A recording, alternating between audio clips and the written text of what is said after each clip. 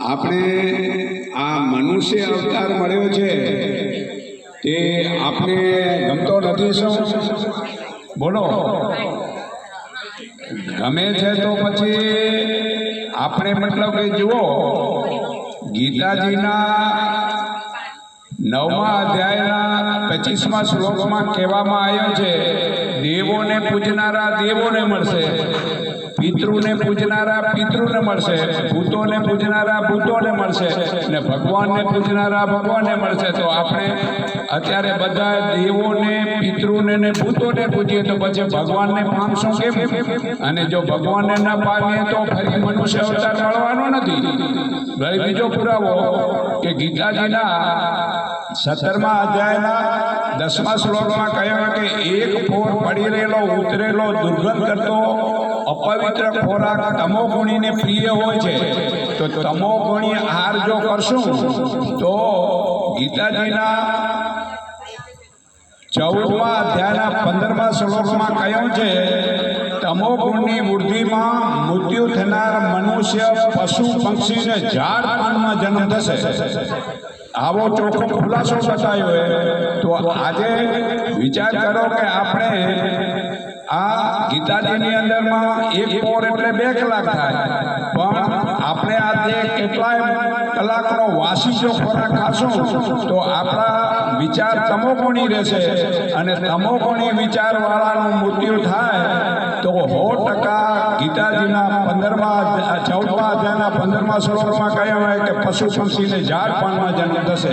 તો વિચાર કરો, આપને આવો મનખાદે મળ્યો હોય તે સાત્વિક ખોરાક ખાવો હોય, ખોરાક ગીતાજીના 9મા અધ્યાયના 26મા શ્લોકમાં કહ્યું હોય કે આ આત્માને પાન ફૂલ ફળ ને જળ આત્મા એ સ્વીકારે છે. તો ભાઈ એ આહારની અંદરમાં હજી 2 વસ્તુ હોય કે આત્મા જ્ઞાન જેને થઈ જાય, આત્માનો ખોરાક તો હમલો જુદો હોય. ગીતા જાણની મતલબ ગીતાજીના 9મા અધ્યાયનો 26મા શ્લોકનો તમે ખાશો ત્યાં સુધી હજી તમારા દેહ ભાવમાં છો. કયા ભાવમાં? દેહ ભાવમાં. દેહ ભાવમાં હશો ત્યાં સુધી જન્મ મરણના ફેરા ચાલુ જ રહેશે.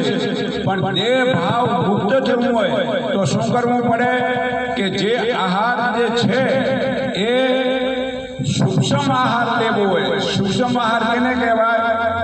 પ્રેમ અને ભાવ. પ્રેમ અને ભાવ વડે હાઇડ્રોજન ને ઓક્સિજન બને. પ્રેમ અને ભાવના હાઇડ્રોજન અને ઓક્સિજન વડે આ વરસાદ વરસે.